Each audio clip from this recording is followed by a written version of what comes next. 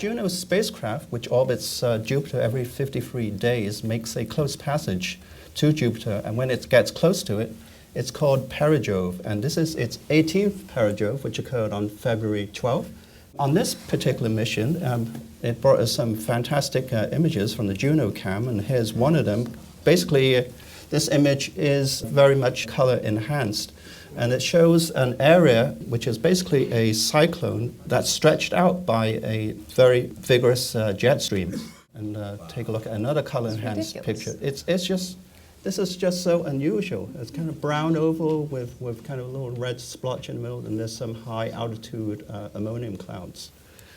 So on the day of the 50th anniversary of the moon landing, the spacecraft Juno passed close to the Great Red Spot and was able to take some pictures of it. Right here, there it is, and we'll just go to the next slide, and here's another view showing the Great Red Spot and the southern hemisphere of Jupiter, and a very detailed view of the red spot. Now, this is not the first time it's been to the red spot. It's flown over twice before, and you can see some changes. Here's some material coming off of the red spot, and 5 months later, it's all gone. So Jupiter has many layers. It's got an atmosphere, then it's got these layers of molecular hydrogen and metallic hydrogen. And the Juno spacecraft that Patrick often shows beautiful pictures from found that the gravity was kind of weird. Just like the Grace one that looked very sensitive, looked at what the different mass distribution was on Earth and saw the loss or the gain of water. Same thing at Juno, and we know that Juno's gravity is wonky, and technical term. And it had a stirred up and has a gradient in its composition inside, in those inner layers.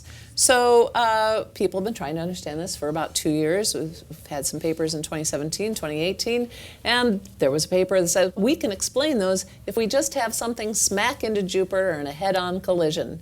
So they did the models, and there's the impact, and look what it did to the core, and it completely spread it out, and you get this diffuse core.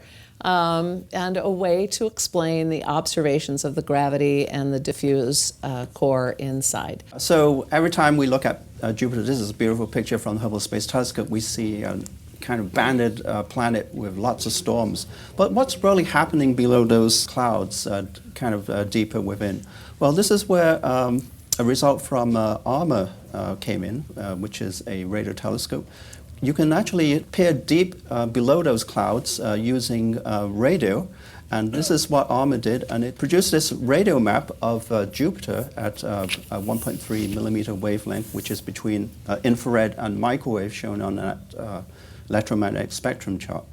And what does this show us? Well, this shows us the distribution of ammonia in Jupiter's atmosphere beneath those clouds. So you can see the dark part there corresponds to a white portion where this is the belt of Jupiter, the equatorial zone, and it has a lot of ammonia clouds, so it kind of corresponds to this dark absorption here, which means there's a lot of ammonia there. And just to kind of illustrate, Jupiter has 3 cloud decks. There's the ammonia ammonia clouds that you see from pictures, and radio waves penetrate as far down as 31 miles below the cloud depths to show you some of the dynamics beneath the stormy clouds. Now, this was fortunate because when ARMA was making these maps, an eruption, which is a storm in the belts, occurred, and this eruption produced this white puffy area of ammonia, which extended high above the Jupiter's cloud belts. And they looked at the radio map, and when they did that, they noticed that that area is full of ammonia, because it's kind of like a little dark speck there compared to the visible light. And this confirmed a theory that scientists have had, that some of the heat below can actually push through the water clouds. The water, as it moves up into the cooler atmosphere of Jupiter, condenses and then releases more heat and then pushes through the ammonia ice and then above the cloud tops, ending in this kind of white feature that we saw in that image. So that actually confirmed the theory. And we don't know a lot about Jupiter's dynamics of this atmosphere, but this is kind of one piece of the puzzle kind of solved in the larger kind of unknown atmospherics of Jupiter that we're still trying to learn today.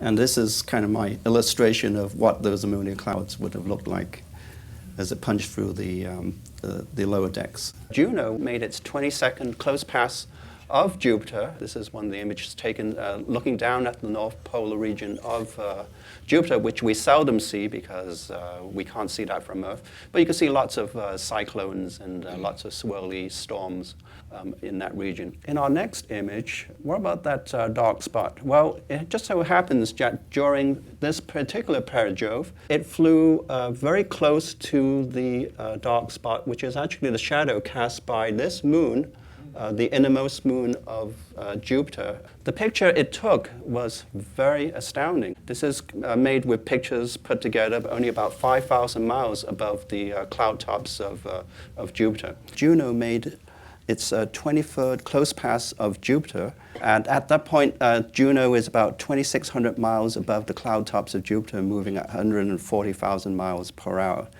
Now, during its 2-hour journey from the north to the south pole of Jupiter, its onboard cameras took several pictures of its clouds and cloud structures. And here's one made out of 6 separate images, all put together to give you a fisheye view. And it gives you an idea of what kind of field of view you can see from Juno. We can see how detailed these are. This is a folded filamentary region, area of disturbance. Of course, these images are color exaggerated, so we can see some of the detail in these images. And here's another folded filamented region.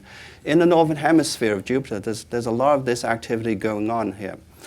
This is not the last perijove. There's more to come, so we'll bring you more pictures in the next perijove.